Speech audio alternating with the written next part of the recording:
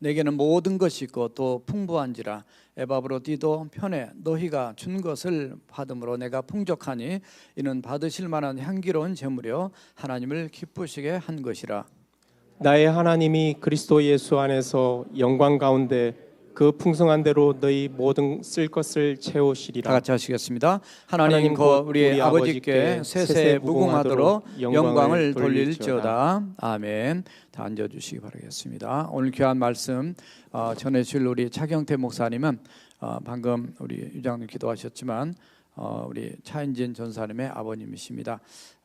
지금까지 하나님의 부르심을 받으시고 44년 동안 목회 성역을 감당하시다가 이제 지난달 4월 18일에 은퇴하셨는데 유타 베다니 교회에서만 30년 사역을 하셨고 한국에서는 또 군목으로 또 10년을 사역하시고 그래서 긴 세월 동안 이렇게 사역을 하시면서 목회를 너무 건강하게 잘하시고 교회 건축도 하시고 우리 총회를 위해서는 또 많은 사역들을 이렇게 해오셨습니다. 그래서 제일부총회장도 하시고 지금 현재 국내 선교부 이사장님 하시다가 이제 은퇴하셨기 때문에 명예이사장님으로 계시기도 하시고 제가 존경하고 귀한 분입니다. 우리 차 목사님과 사모님 이렇게 오셔서 처음으로 이렇게 5년 4개월 동안 우리 참사님 계신 동안에 오셔서 제가 말씀 전해달라고 늘 부탁을 드렸지만 안 하셨어요. 그래서 오늘 하나님이 너무 귀한 기회를 주었습니다. 아마 큰 은혜가 넘칠 줄 믿습니다. 우리 박수로 할렐루야 하면서 박수로 한번 환영하겠습니다. 나오시겠습니다. 예, 네, 사모님이랑 감사합니다. 예.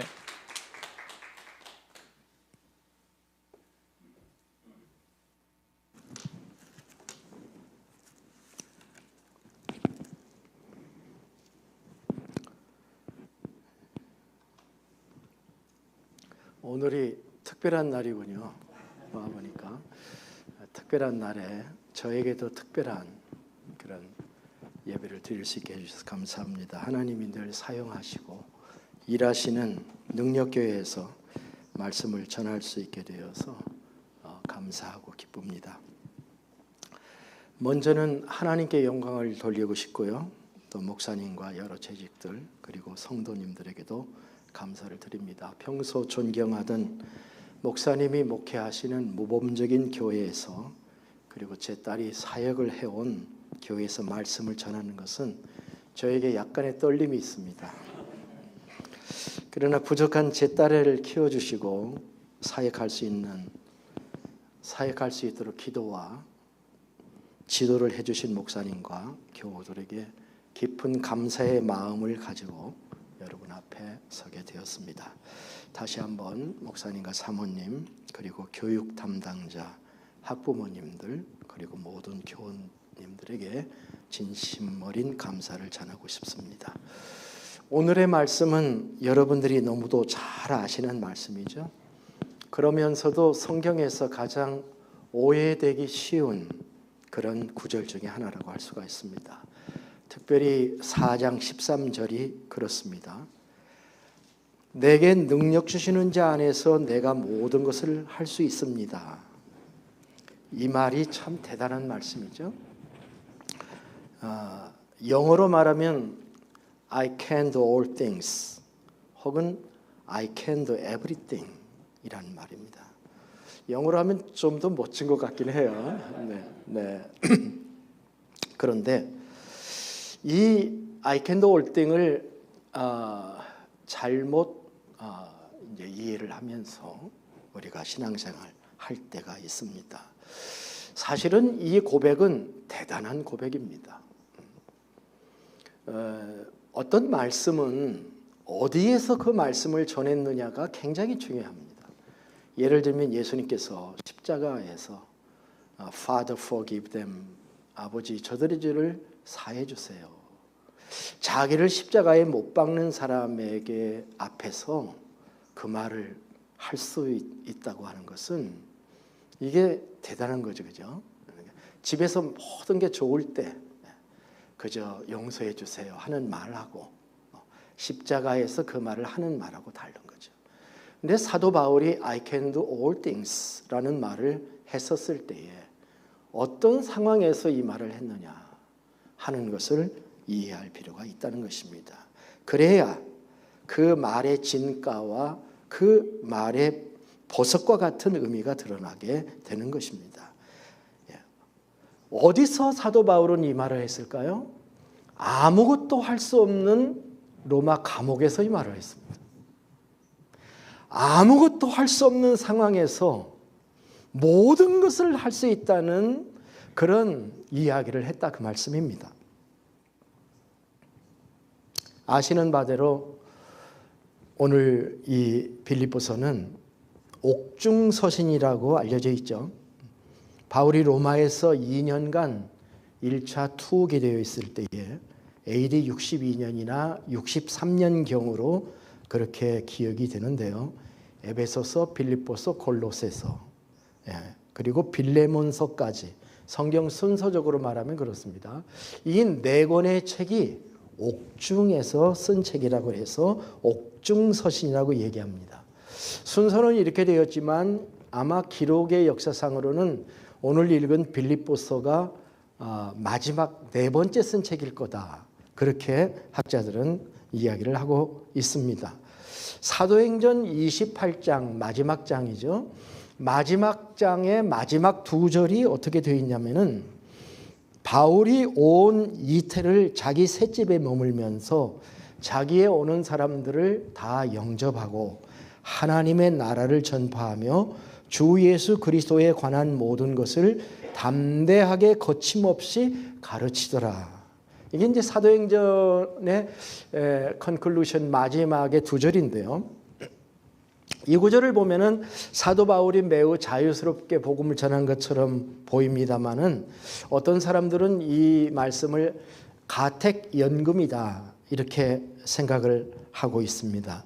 그러나 옥중서신 네 권을 이렇게 살펴보면은 그것보다 훨씬 더 제약이 있었음을 알 수가 있습니다. 예를 들면 빌립보서 1장 13절에 이러므로 나의 매임이 그리스도 안에서 모든 시대안과 그 밖의 모든 사람이 나타났으니, 그 나의 매임이라는 단어가 써 있는데 영어 성경을 보면 I am in chains for Christ, 이 chain이라는 단어를 사용하고 있고요. 역시 옥중서신인 에베소서 6장에도 보면은 내가 쇠사슬에 매인 사신이 되었다. I am an ambassador in chains. 이런 표현을 하고 있는 것을 볼 수가 있습니다.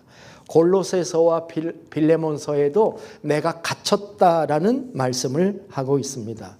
소아시아가 좁다고 하면서 뛰어다니던 사도 바울이었습니다. 그런데 지금은 로마 감옥에 갇혀 있습니다. 비록 여러 군데서 달려와서 도와주는 여러 동역자가 그 주변에 있었을 뿐만 아니라 로마에 있는 많은 사람들에게 복음을 전할 수 있는 기회가 있었음에도 불구하고 그의 두 손에는 쇠사슬이 채워져 있었다. 그 말씀을 하고 있는 것입니다. 사도행전은 사도 바울의 최후에 대해서 언급하고 있지 않습니다만 로마 총독이 벨릭스에서 베스도로 바뀐 것이 59년인데 사도 바울이 로마에 도착한 것이 60년 봄으로 여겨집니다. 그리고 64년에 로마에 대화재가 발생을 하여서 네로가 기독교인을 그 희생 제물로 삼게 되어지는데 이때에 베드로와 바울이 희생된 것으로 보입니다. 그러나 이런 모든 상황, 옥에 갇혀 있는 상황에도 개의하지 않고 그가 선언하는 것이 있습니다.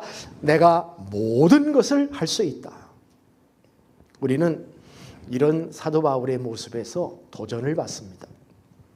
조금만 우리는 어려우면 포기하는 경향이 있습니다.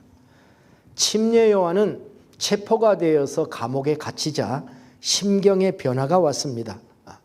평생 들의 사람으로 야인으로 자유분방하게 살아왔던 그가 하나의 장소에 매이게 되자 회의하는 감정이 들었는지 그는 자기의 제자들을 시켜서 예수님에게 오실 그이가 당신이십니까? 아니면 우리가 다른 사람을 기다려야 됩니까? 하는 질문을 던졌던 거죠.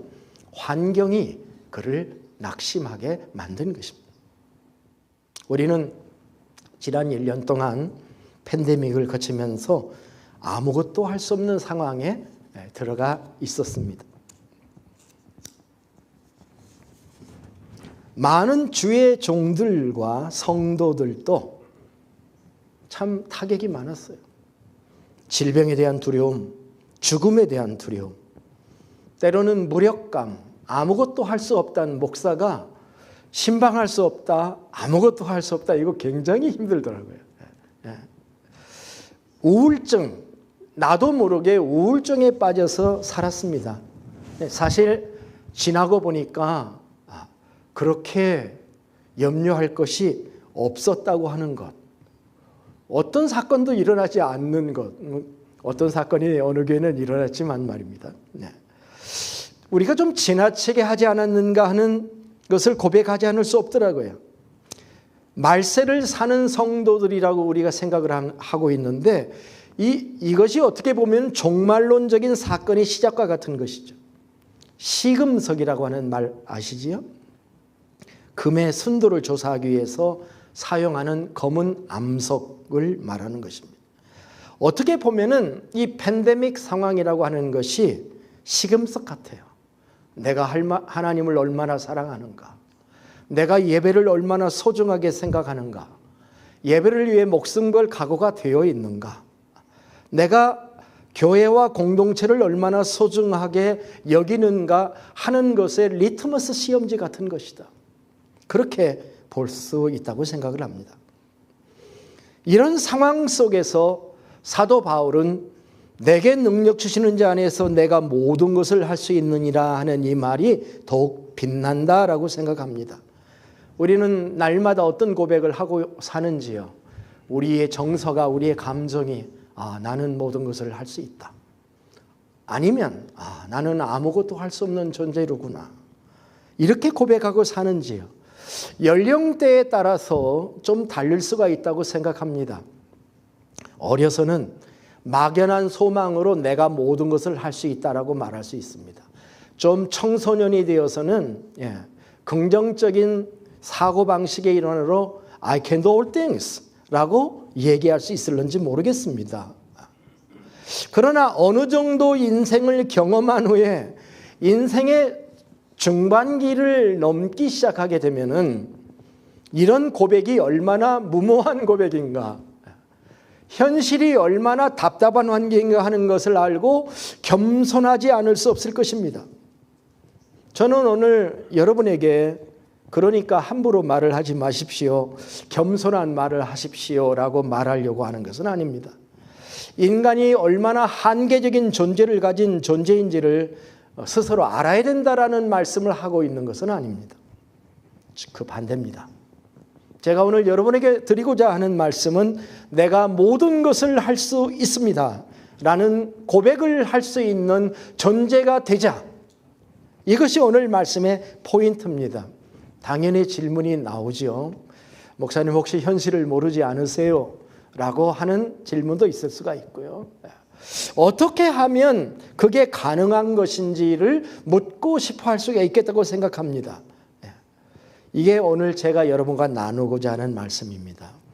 자, 우리가 사도 바울과 같은 그런 고백을 할 수 있으려면은 먼저 주목해야 될 게 있습니다.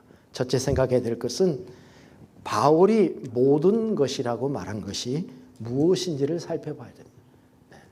All things.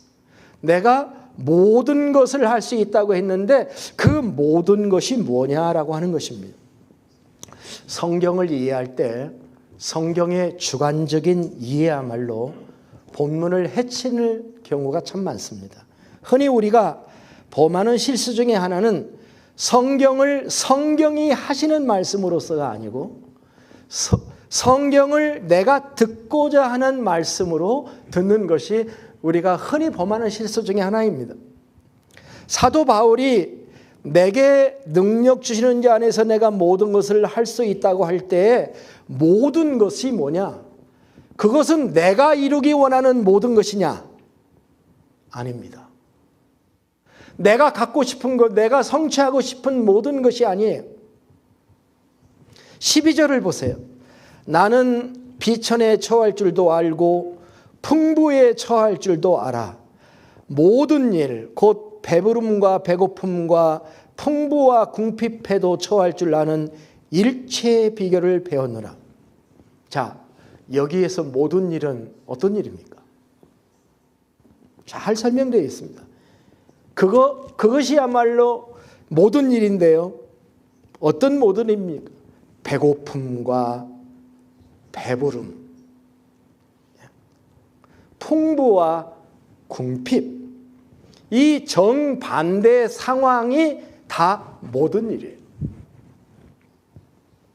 즉 바울이 말하고 있는 모든 것을 할 수 있는 능력이라고 하는 것은 배부름과 풍부와 같은 좋은 것만을 의미하지 않습니다. 오히려 배고픔과 궁핍과 같은 일도 감당해낼 수 있는 능력, 그 능력까지를 포함하고 있는 것이 모든 것이다 라고 하는 것입니다. 아멘이죠? 바울이 말한 모든 것을 할 수 있는 것이 바로 그거예요. 오늘 말씀에는 사도 바울의 경제에 대한 이야기가 있습니다. 양면성이 있습니다. 11절 초반에 사도 바울은 이렇게 얘기했어요. 내가 궁핍함으로 말하는 것은 아니다. 근데 이 말이 무슨 말입니까? 궁핍하다는 거예요? 궁핍 안 하다는 거예요? 이 말씀을 잘 봐야 되는데 일단은 궁핍하다는 얘기입니다. 근데 궁핍해서 이 말을 하는 게 아니다는 거지 궁핍하지 않다는 얘기. 그 말은 아니죠. 변명은 아니다는 거예요. 그런데 18절에 보면은 풍부함에 대한 이야기가 있습니다. 내게는 모든 것이 있고 또 풍부한지라 에바브로디도편에 너희가 준 것을 받음으로 내가 풍족하니 이는 받으실 만한 향기로운 제물이요 하나님을 기쁘시게 한 것이라. 사도 바울은 자비량 선교사였습니다. 아시죠? 뭐 갑부가 아닌 바에야 선교를 가는데 누가 후원해 주지 않으면 자기가 해결해야 되죠. 자비로 다닌다고 그래서 자비량 선교사라고 하는 말입니다. 직업이 있었죠. 기술이 있었습니다. 요즘으로 말하면 텐트 메이커 하면은 건축업자라고 해야 되려나요? 그 당시 텐트도 고급 텐트로부터 아주 저급 텐트까지가 있는데 사도 바울은 제법 그 스킬이 좋았던 것 같습니다. 그래서 가는 곳마다 적절히 일을 한 것처럼 보이지만은 사실 사도행전을 읽어보면은 가는 곳마다 일을 해가지고 경비를 충당하는 것은 거의 불가능했을 거라고 생각해요. 왜냐하면 1차 전도여행, 2차 전도여행 여러분 한번 보세요. 전도의 마지막은 뭘로 끝났죠? 맨날 도망치는 것으로 끝났어요. 죽을 위기에서 도망갔거든요. 그러니까 어떻게 일을 제대로 할 수 있었겠습니까? 나중에 고린도 교회나 예배소 교회 같은 장기 체류하면서 1년 반, 2년 이렇게 있는 곳에서는 가능한 일이었죠. 그리고 교회가 세워진 다음에는 교회에서 사도 바울의 사역을 이해해서 그들의 후원금을 보내기 때문에 살아갈 수 있었던 거죠. 이것이 18절의 경우입니다. 빌립보 교회가 에바브로디도라고 하는 사람 편에 로마 감옥에 헌금을 보내주어서 내가 풍족하다는 이야기입니다. 어쩌면 바울의 생애는 평생 경제전쟁을 치르며 살았을 거라고 생각해요. 그런 물질 문제와 영적 싸움을 싸우며 살았을 겁니다. 그러다가 그는 터득을 하는 거죠. 터득을 하는. 이 신시내티가 좀 습해서 종이가 누글누글해요. 그래서 선언합니다. 나는 자족하기를 배웠다. 일체의 비결을 배웠다. 참 위대한 선언이에요. 네? 12절 참 위대합니다. 나는 비철에 처할 줄도 알고 풍부에 처할 줄도 알고 모든 일 곧 배고픔과 풍부와 궁핍에도 처할 줄 아는 일체의 비결을 배웠다. 위대한 고백이죠. 사람들은 풍부하게 되는 것을 능력이라고 합니다. 풍부한 삶에서 인생의 만족감과 자존심을 찾습니다. 그런데 문제는 가난하게 되면, 환난을 당하면 기가 죽습니다. 잘 될 때 내가 모든 것을 할 수 있습니다라고 말하다가도 위기의 순간이 오면 그만 좌절하고 낙심해지고 비참해집니다. 그게 심하면 하나님 더 이상 살고 싶지 않습니다 하는 그런 생각을 하게 됩니다. 뭐가 능력인가요? 무엇이 진정한 능력일까요? 진정한 능력은 비천함이나 배고픔이나 궁핍에도 흔들리지 않고 자신을 지키며 살아갈 수 있는 능력이죠. 어떤 상황 가운데서도 살아갈 수 있고 살아낼 수 있다는 이 능력. 이 능력은 세상도 감당하지 못하고 마귀도 감당할 수 없는 능력. 전천후 능력이라고 할까요? 전천후가 도대체 영어로 뭘까? 궁금해서 찾아보니까 심플하더라고요. All weather. All weather. 봄이든 여름이든 가을이든 겨울이든 하나님 나에게 어떤 환경을 줘보세요. 내가 감당할 수 있습니다 하는 그런 능력 말입니다. 사도 바울은 이 능력이 있다고 선언하고 있는 거예요. 여러분, 이 능력을 소유하기를 원하시기를 바랍니다. 풍부해지면 방자해지고 교만하고 삶의 겸손을 잃어버릴 수가 있습니다. 그런데 반대로 너무 가난해지면 그만 힘을 잃어버리고 자신이 살아온 길에 의미가 없다고 낙심하기 쉽습니다. 그래서 아굴과 같은 잠언이 필요하기도 했어요. 잠언 30장에 보면은 아굴이 이렇게 기도해요. 내가 두 가지 일을 주께 구하였사오니 내가 죽기 전에 내게 거절하지 마시옵소서. 집을 달라고 하는 건가? 자동차인가? 뭘 달라고 죽기 전에 두 가지를 달라고 하는가? 혹시 여러분 죽기 전에 주세요 하는 거 있으십니까? 근데 아굴은 죽기 전에 두 가지를 주시옵소서라고 기도를 했는데 내용이 뭐였습니까? 곧 헛된 것과 거짓말을 내게서 멀리 하옵시고, 나는 죽어도 거짓말을 안 하겠다.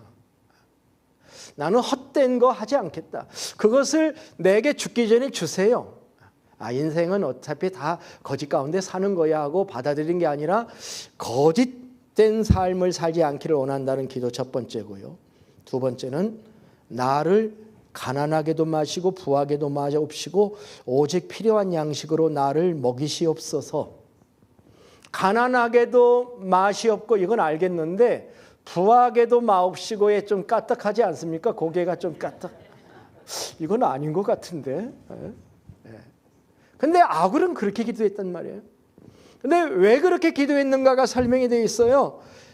혹 내가 배불러서 하나님을 모른다 여호와가 누구냐 할까 하오며, 혹 내가 가난하여 도둑질하고 내 하나님의 이름을 욕되게 할까 두려워함이니이다.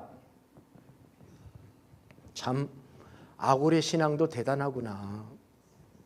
그는 무엇을 기도해야 될지 아는 사람이었죠. 기도 속에 인생관, 신앙관이 탁 담겨 있습니다. 이 땅에서 사는 동안 참되고 정직하게 사는 것이 정말 중요하다. 하나님을 경외하고 그의 영광을 위해서 사는 것, 하나님의 이름에 먹칠하지 아니하고 하나님을 영광스럽게 하는 것이 가장 복된 것이다 라고 하는 확신이 담겨져 있는 기도잖아요. 그래서 그는 부자됨도 피해가고 싶었고 가난하게 됨도 피해가고 싶었던 거예요. 그러나 사도 바울은 그런 점에서 어프로치가 달라요. 사도 바울은 방금 본 것처럼 풍부함이나 가난함에 두려움이 없었어요. 사도 바울은 말만 이렇게 한 게 아니고 사도 바울의 서신을 쭉 읽어보면 고린도 교회에 자기의 사정을 조금 얘기한 것들이 나와요. 전서와 후서에. 고린도 전서 4장 11절에 이런 말이 있어요. 바로 이 시각까지 우리가 줄이고 목마르며 헐벗고 매맞으며 정처가 없고, 이 표현 보세요. 신앙생활은 어렸을 때만 어렵고 조금 신앙이 성장하면 모든 게 만사 오케이로 아주 멋지게 진행될 거라는 우리의 생각을 깨트리는 거예요. 고린도서 11장에 보면은 그 후반부에 가보면은 또 수고하며 애쓰고 여러 번 자지 못하고 줄이며 목마르며 여러 번 굶고 춥고 헐벗었노라. 고린도서 11장 후반의 말씀입니다. 사도 바울의 가장 위대한 선언 중에 하나는 로마서 8장 후반부에 나오는 35절 이하에 나오는 누가 우리를 그리스도의 사랑에서 끊으리요. 그 7가지가 나옵니다. 환난이나 곤고나 박해나 기근이나 적신이나, 적신은 벌거벗은 몸이에요. 모든 걸 다 잃어버리고 벌거벗은 몸만 남았어요. 적신이나 위험이나 칼이랴. 7가지 위기 가운데서도 흔들리지 않습니다. 기록된 바 우리가 종일 주를 위하여 죽임을 당하게 되며 도살할 양같이 여김을 받았나이다 함과 같으니라. 그러나 이 모든 일에 우리를 사랑하시는 이로 말미암아 우리가 넉넉히 이기느니라. 내가 확신하노니 사망이나 생명이나 천사들이나 권세자들이나 현재일이나 장래일이나, 우리는 왜 이렇게 장래일에 염려가 많은지, 현재일이나 장래일이나 능력이나 높음이나 기쁨이나 그 어떤 피조물이라도 우리를 우리 주 그리스도 예수 안에 있는 하나님의 사랑에서 끊을 수 없느니라. 사도 바울의 이런 위대한 선언은 하나님의 사랑, 그리스도의 사랑을 깊이 깨달았기 때문에 그렇습니다. 하나님은 나를 사랑하신다. 나를 사랑하는 것이 끊어지지 않는다. 내가 어떠한 7가지 환난이나 10가지 고뇌들 속에 들어간다 할지라도 나는 절대로 하나님의 나라를 사랑하는 그 사랑에서 끊어질 수 없느니라는 위대한 선언을 하고 있는 거죠. 바울은 이제 크게 두 번째, 첫 번째는 제가 그런 얘기를 했습니다. 내가 모든 것을 할 수 있습니다라는 고백을 못하는 이유는 모든 것이 무엇인가에 대한 개념이 없기 때문에, 그 모든 것은 비천이나 풍부나 이 모든 것입니다. 만일 이것을 우리가 알 때 우리가 이런 고백을 해나갈 수 있다고 생각돼요. 두 번째 생각하는 것은 바울은 어떻게 이런 능력을 가질 수 있게 되는가에 대한 설명을 하고 있습니다. 다시 4장 13절로 돌아가야 되겠습니다. 내게 능력 주시는 자 안에서 내가 모든 것을 할 수 있느니라. 여기에 답이 있습니다. NIV 성경에서 I can do all things, I can do everything through him who gives me strength. 내게 능력을 주시는 그분 안에서 내가 모든 걸 할 수 있다. 이렇게 되어 있는데 킹 제임스 버전에 보면은 그 힘이 누구인가가 설명되어 있습니다. 킹 제임스 버전에 이렇게 되어 있어요. I can do all things through Christ which strengthens me 라는 말씀으로 되어 있죠. 네, 내게 이런 고백을 할 수 있게 하시는 분은 그리스도이십니다. 예수님이십니다. 예수님이야말로 우리에게 그런 능력을 주실 수 있는 분이기 때문에 그렇습니다. 내게 능력 주시는 예수님 안에서만 이 고백을 할 수 있다고 얘기를 하고 있는 것입니다. 그 예수님은 어떤 예수님이셨나요? 빌립보서, 같은 빌립보서입니다. 빌립보서 2장에서 너희 안에 이 마음을 품으라 곧 예수님의 마음인데 그는 근본 하나님의 본체시나 하나님과 동등됨을 취할 것으로 여기지 아니하시고 오히려 자기를 비워 종의 형체를 입어 사람과 같이 되셨고 사람의 모양으로 나타나 자기를 낮추시고 죽기까지 복종하셨으니 곧 십자가에 죽으심이라. 차원이 다르죠. 예수님은 체급이 달라요. 갈릴리 나사렛에 찾아오신 예수님의 수준, 엄청난 자기 비하와 자기 낮춤, 그가 자신을 낮췄지만은 그의 실제는 하늘이었거든요. 우리는 이 땅에 살아가고 있지만 사실 우리는 예수님과 함께 부활해서 하나님의 보좌에 앉아 있고, 그게 우리의 영적 증강 현실이에요. 요즘식으로 말하자면 이게 우리들의 참모습인 거거든. 그래서 바로 예수님이 그런 분이거든요. 이 땅에서 비루한 삶을 살았지만은 명성과 부와 권세, 낮은 자가 되어서 우리를 위해서 죽으신 예수님이지만은 그 예수님은 부활 승천하신 분이고, 그분이 능력을 주신다면, 그분이 능력을 주실 때에만 우리는 예수님과 같은 그런 삶을 살아내면서 I can do all things라고 하는 고백을 할 수 있게 된다라고 하는 거예요. 예수님은 이런 능력을 우리에게 주실까요? 예수님의 대사명을 한번 생각해 보십시오. 마태복음 마지막 장 마지막 절 부근이죠. 그러므로 너희는 가서 모든 족속에게 제자를 삼아 침례를 주고 지키게 할 목적으로 가르쳐라 하는 그런 말씀을 우리에게 주셨는데, 바로 그 앞에 말씀이 뭐였습니까?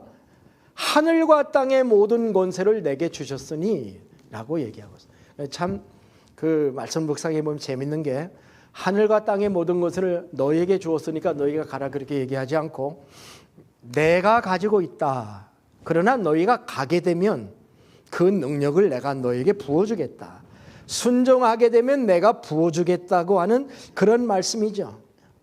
하나님은 우리에게 능력을, 예수님은 우리에게 능력을 부어주기를 원하시는 분인 줄로 믿습니다.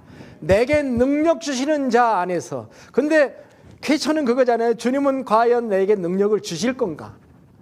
근데 주님은 능력을 주시는 분이시다라고 하는 거예요.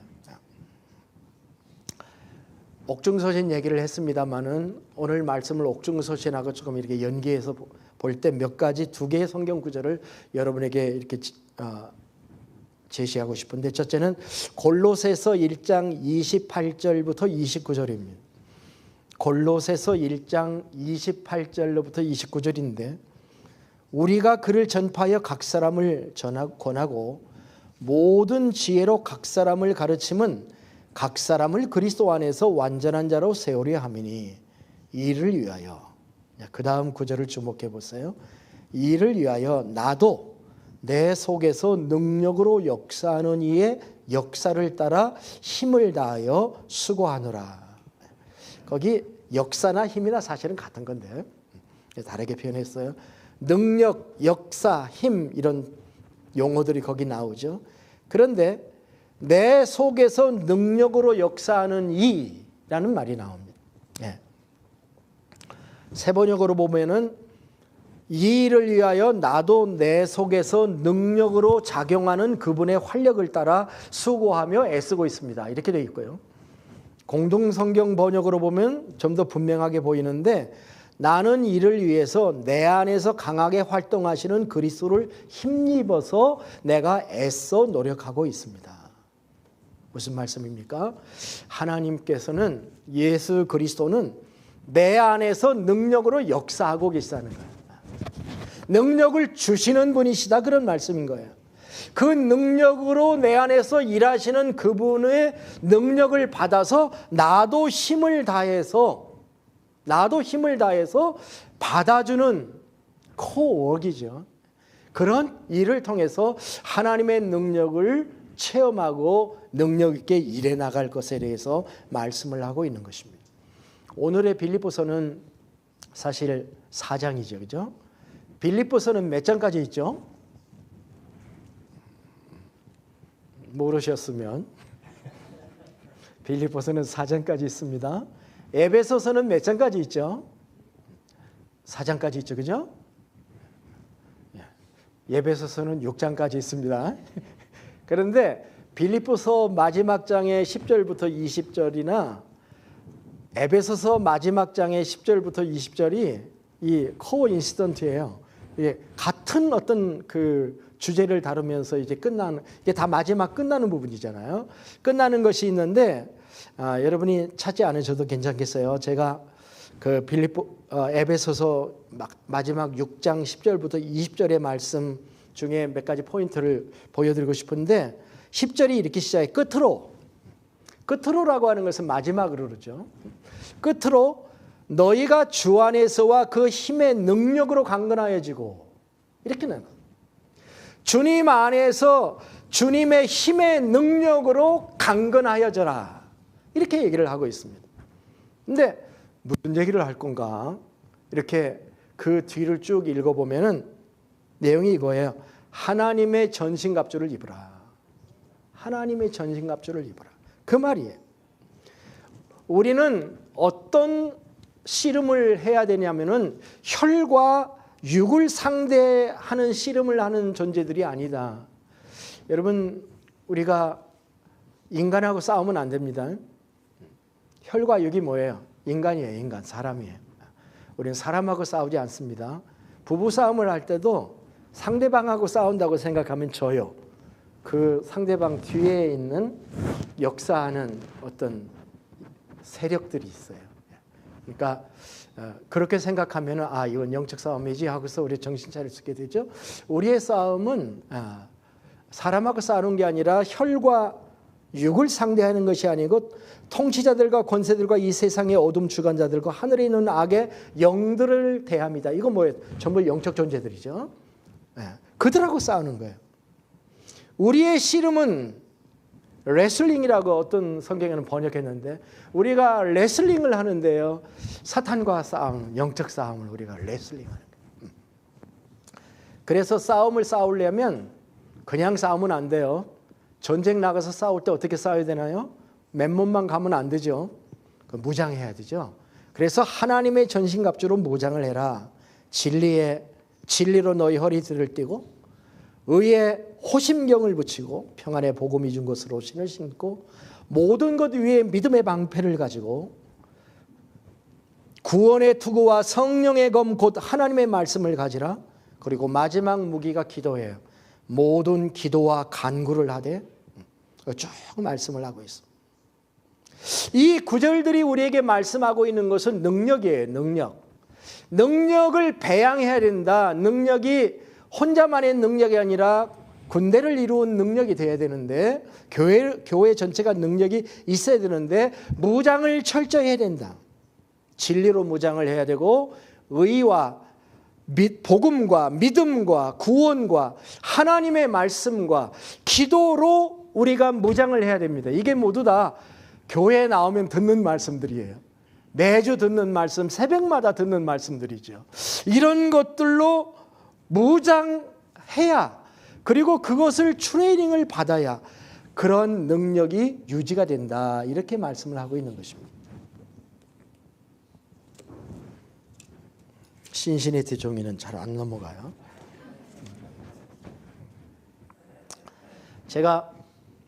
저는 여행을 지금 저희 집에서 여기까지 오니까 1800마일이더라고요. 1800마일을 여행해 왔는데, 제가 하도 좋은다고 그러니까 어떤 목사님이 이렇게 줬는데 그 레드불 있죠.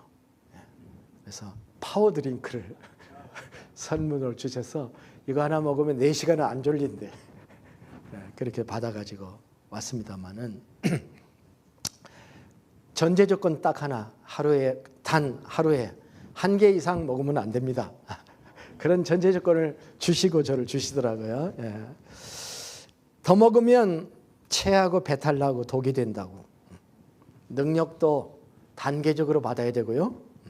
힘의 조절과 힘의 기술화가 필요합니다. 그리고 다 단계를 통해서 하나님이 우리에게 능력을 키워주십니다.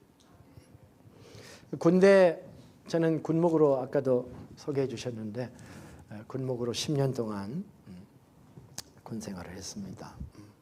이 아들의 독자기 때문에 양친 60세 이상이기 때문에 군대 안 가도 되는데 제가 좋아서 갔어요. 가가지고 3년만 하고 나오려고 그랬는데 재밌어서 10년을 했는데요. 저는 11사단 그 훈련사단에 근무해 본 적이 있는데 그 사단은 훈련사단이라서 100km 행군 같은 거를 연대 RCT 훈련 같은 것들을 곧잘 나갑니다. 공수부대에 가면은 400km 행군 같은 거 그냥 보통 해요. 이렇게 그런데 그런 것이 하루아침에 실력이 늘어나는 게 아니에요. 여러 번 훈련하면서 군대에 처음 들어온 사람이 그 훈련 가면 아주 죽을 맛이죠. 그런데 이제 몇 년 지난 사람은 갔다 오는 거야 그렇게 생각하고 가기도 하는 거죠. 군장을 매는 것도 마찬가지입니다. 군장이 몇 종류가 있어요. 단독 군장이 있고요. 그 다음에 기동 군장이 있고 완전 군장이 있습니다. 단독 군장 같은 건 총하고 몇 가지 간단한 걸 들고 가기 때문에 15kg 미만이에요. 그렇지만 완전 군장 같은 건 정말 모든 걸 다 하게 되면은 60kg까지를 짊어지고 그 행군을 하게 되는 거죠. 이게 능력이죠. 그걸 감당할 수 있는 능력입니다. 모든 일에 일체의 비결을 가진다는 게 설교 한번 들어서 된다면 참 좋겠죠. 그런데 한순간에 만들어지는 게 아니에요. 훈련해야 된다는 것입니다. 제식 훈련을 통해서 군인이 만들어지는 것처럼 7가지 무장과 훈련을 통해서 하나님이 주신 능력을 내 것으로 삼고, 제가 얘기했죠. 그 에베소서의 6장의 10절이 그렇게 시작했다고. 너희가 주 안에서와 그 힘의 능력으로 강건해지기 위해서는, 주님 주신 능력으로 강건해지려면 무장을 통해서 훈련을 통해서 만들어지는 것이다라고 하는 것이죠. 개인적으로도 훈련을 하나님이 하시고 교회적으로도 훈련을 하기도 하시고 또 사회적으로도 전반적으로도 하나님이 그 일을 하시는 분입니다. 우리는 하나님의 연단 가운데에서 지금 있다는 사실을 직시하며 강해져야 하겠습니다. 강한 그리스도인이 되어야 되겠습니다. 능력 있는 그리스도인이 되어야 되겠다는 것입니다. 내 아들아, 그러므로 너는 그리스도 예수 안에 있는 은혜 가운데 강하고, 하나님의 은혜만 얘기하면 부드러운 것 같아 보이지만 아닙니다.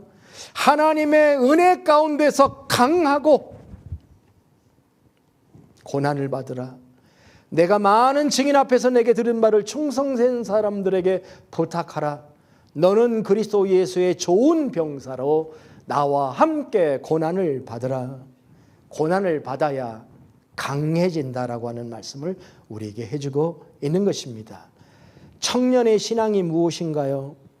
청년들아, 요한 1서 2장에서 청년들아, 너희가 강하고 하나님의 말씀이 너희 안에 거하시며 너희가 흉악한 자를 이기었음이니라. 주님의 능력을 받고 잘 훈련받아서 일체의 비결을 가진 자로 내가 모든 것을 할 수 있습니다. 하나님 이건 안 되고 저건 안 되고 내가 원하는 것은 이것이고, 그러니까 내게 능력 주시는 주 안에서 내가 그 모든 것을 할 수 있습니다. 이렇게 자기중심으로 나가는 게 아니고 내게 궁핍을 주시든지 내게 풍부함을 주시든지 내게 감당할 수 있는 능력이 있습니다. 하나님의 뜻 가운데 주시되 주님, 저는 절대 실망하지 아니하고 절대 절망하지 않고 주님 안에서 I can do all things 라고 고백하면서 믿음으로 나아가는 하나님의 귀한 백성들이 되시기를 주의 이름으로 축원합니다. 오늘의 이 말씀의 세 번째 장면은 누구에게 적용해야 될 건가? 옛날에 제가 어느 교회에서 이렇게 신앙 생활하시는 분의 얘기를 들어본 적이 있는데, 교인들 중에 이런 생각이 있는 분이 있다고 그래요. 목사님은 좀 훈련을 받아야 돼. 가난도 좀 알아야 돼. 또 어떤 사람, 젊은 사람이 개척을 했는데 산전수전을 다 거쳐야 부흥을 할 수 있어. 그러니까 지원 안 해도 돼. 그냥 스스로 살아가라 그래. 내게 능력 주는 자 안에서 모든 걸 할 수 있어야 되잖아. 그러니까 지원도 필요 없어. 그냥 스스로 쓰라고 그래. 자, 이건 바른 자세일까요? 아닐까요? 예? 자, 그래서 어플리케이션의 문제입니다. 누가 이 말씀을 받아야 되는, 누구에게 적용해야 되느냐는 말입니다. 네. 우리는 이 말씀을 자신에게는 적용하시기를 바랍니다. 네. 그런데 다른 사람에게 적용하는 건 조심하십시오. 네. 조심하십시오. 다른 사람에게 이 말씀을 가르치지 마십시오. 네. 강요해서는 안 됩니다. 특히 사역자들에게 그렇게 말하면 안 됩니다. 사역자들 스스로가 그런 마음으로 살아가고 계신다면 아름다운 일입니다. 그것이 복음에 합당하게 사는 것일 수도 있습니다. 복음이라고 하는 것이 살고 죽는 것이잖아요. 죽음과 부활이 그 속에 담겨져 있으니 날마다 죽고 사는 것이 복음에 합당하게 사는 건 맞는 말일 수도 있습니다. 그런 확신을 가지고 사는 사역자들이 있다면 존중하십시오. 그리고 높여드리시기를 바랍니다. 그런데 사도 바울의 입장에서 보는 다른 눈이 여기 있습니다. 사도 바울은 지금 그렇게 살아요. 자, 그런데 오늘 말씀 15절부터 18절을 읽어보니까 13절, 14절을 보니까 14절을 연결해서 13절하고 같이 읽어보면 내게 능력 주는 자 안에서 내가 모든 것을 할 수 있느니라. 그러나 너희가 내 괴로움에 함께 참여하였으니 잘하였도다.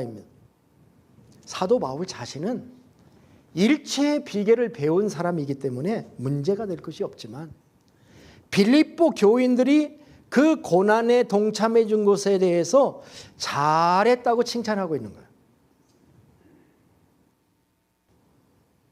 헌금에 대한 이야기입니다. 이거는 물질에 대한 이야기. 15절부터 18절을 잘 읽어보면 빌립보 교회가 바울의 선교에 물질로 참여한 것이 한두 번이 아니었구나 하는 것을 알 수가 있습니다. 어느 다른 교회에 비교가 되지 않을 정도로 빌립보 교회는 선도적으로 사도 바울의 사역에 동참을 하였습니다. 그들이 헌금을 보내주었어요. 그런데 그 헌금에 대해서 사도 바울은 몇 가지 이야기를 합니다. 첫째는 내가 너희들에게 선물을 달라고 스스로 구한 적은 없다. 오히려 이 선물은 봉헌자들의 유익과 풍성한 열매로 나타나게 될 것이다. 내가 선물을 구함이 아니요 오직 너희에게 유익하도록 풍성한 열매를 구함이라. 드리지 않으면 열매도 없어요. 내가 너희의 발을 씻기지 않으면 너희와 내가 상관이 없어. 왜 성도들이 서로 상관없이 교회 생활을 하느냐? 따지고 들어가 보면 내가 발을 씻겨본 적이 없기 때문에 그래요. 발을 씻겨주면 그들도 나를 씻겨주게 돼요. 그죠? 이게 교회고 이게 공동체거든요. 마찬가지예요. 바울은 저들의 선물이 하나님이 받으실 만한 향기로운 제물이요 하나님을 기쁘시게 한 것이다. 이렇게 얘기해요. 선물은 바울에게 줬는데 바울은 이 선물은 내게 한 게 아니고 하나님께 드려진 것이다. 이렇게 표현을 했습니다.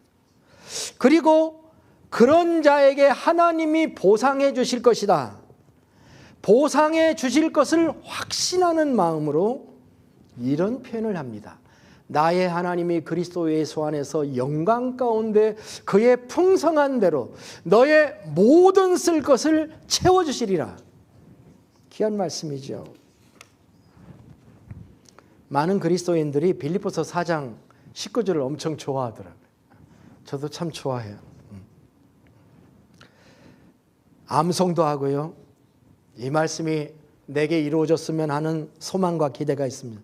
그런데 아무도 이 축복의 말씀의 상황, 이 circumstances, 이 상황을 주의하지 않습니다.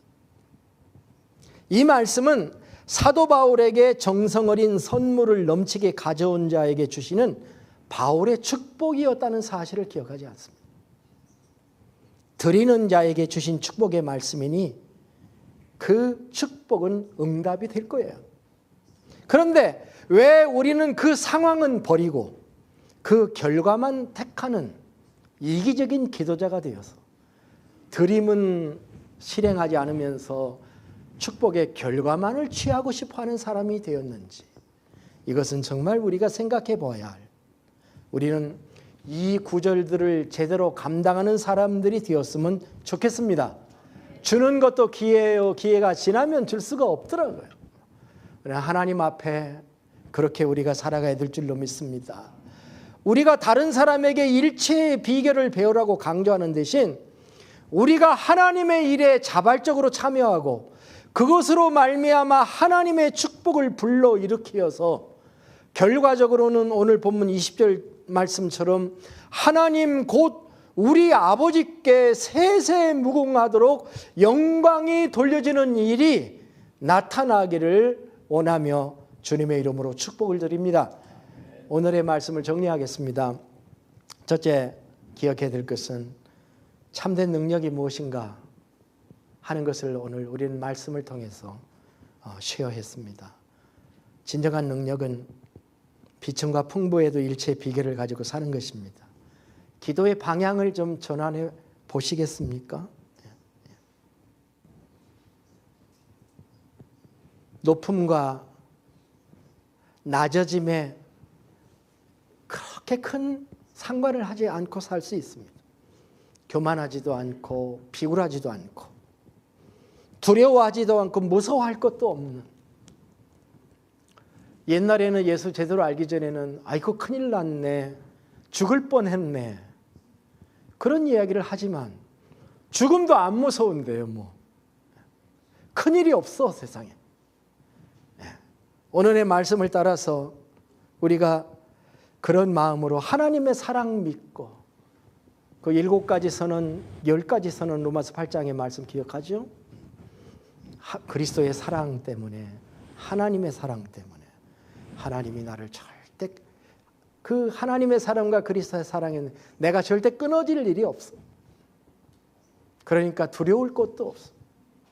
그래서 하나님 내게 능력 주셔서 이걸 반드시 이루어야 됩니다 라고만 편협하게 좁혀서 기도하지 않고 브로드하게 넓혀서, 하나님 풍부하든 비천하든 내게 능력 주셔서 그 모든 상황을 이길 수 있는 능력 주세요. 이 능력 주시면 나에게는 아무런 두려움이 없어요. 그렇게 고백하면서 하나님 앞에 살아갈 수 있을 줄로 믿습니다. 내게서 나오는 것이 아닌 내게 능력 주시는 자 안에서 나오는 능력임을 배웠습니다. 다행하게도 내 안에 계신 예수님은 나를 내 안에서 강하게 활동하시는 그리스도. 공동번역이 참 좋았어요. 내 안에서 강하게 활동하시는 그리스도가 계시기 때문에 우리도 그 내 안에서 굽이치고 움직이는 그 영의 능력을 붙잡고 하나님의 전신갑주를 입고 훈련받으면서 하나님 앞에 나아갈 수 있는 것입니다.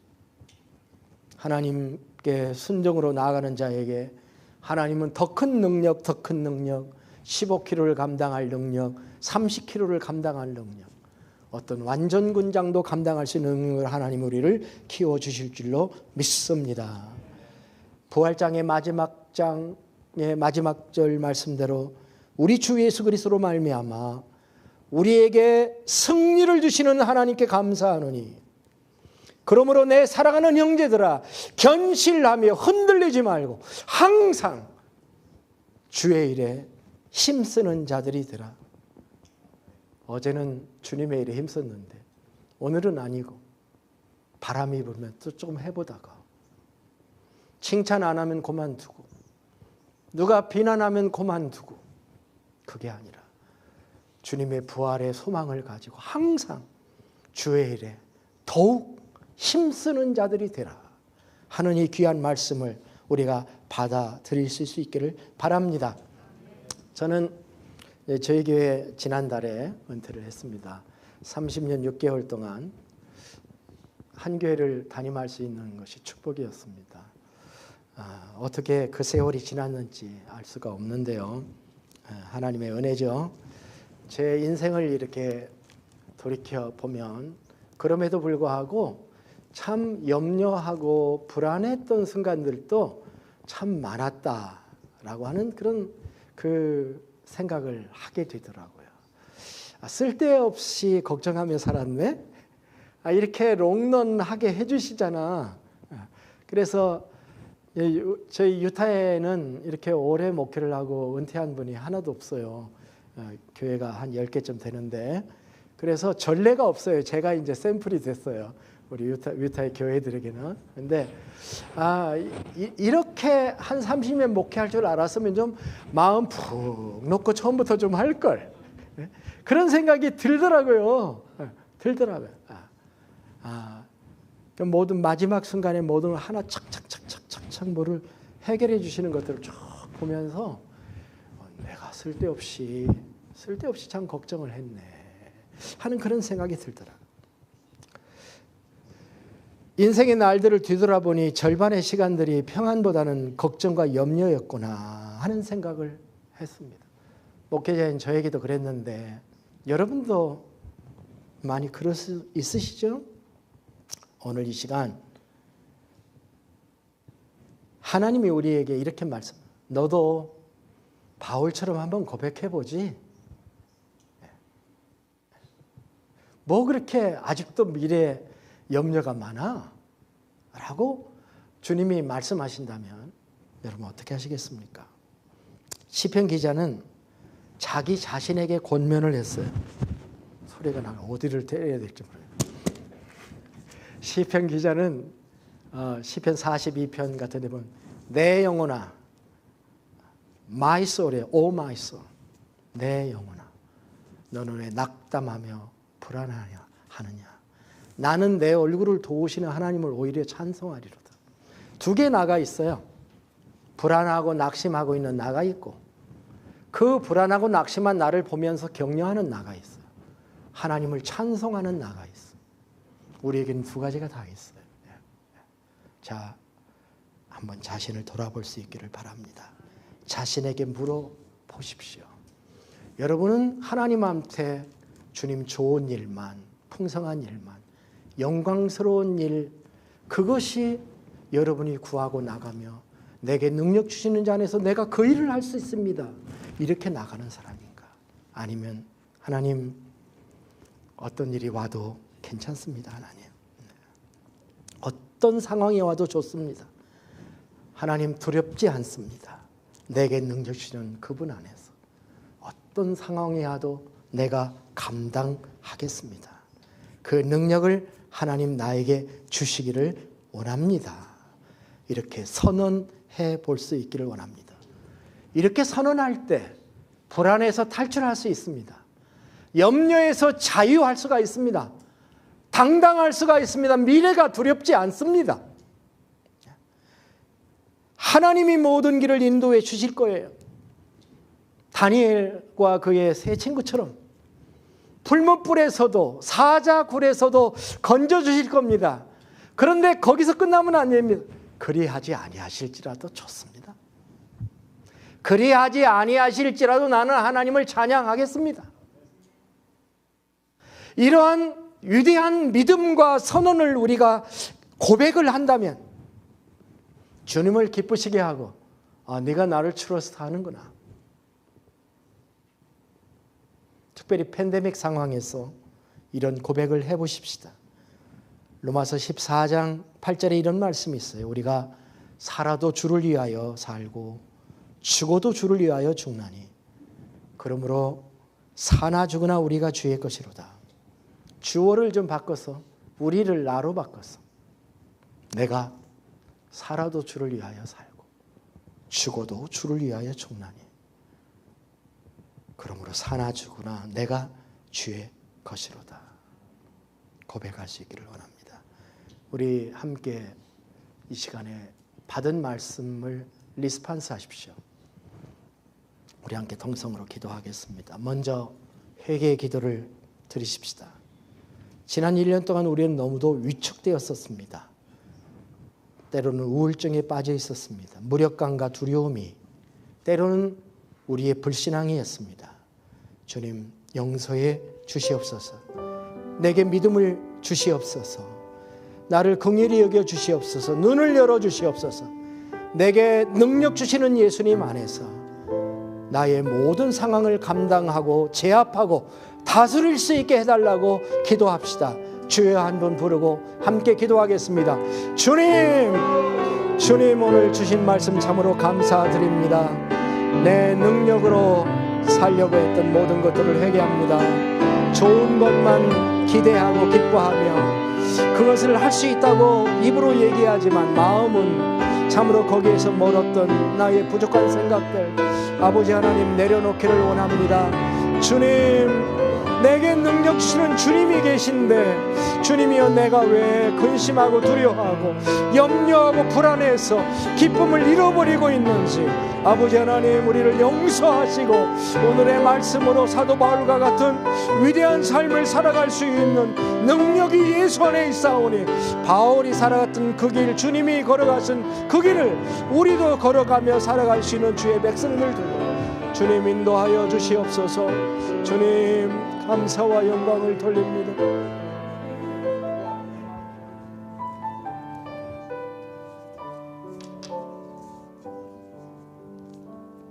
빌립보서를 흔히 기쁨의 서신이라고 말합니다.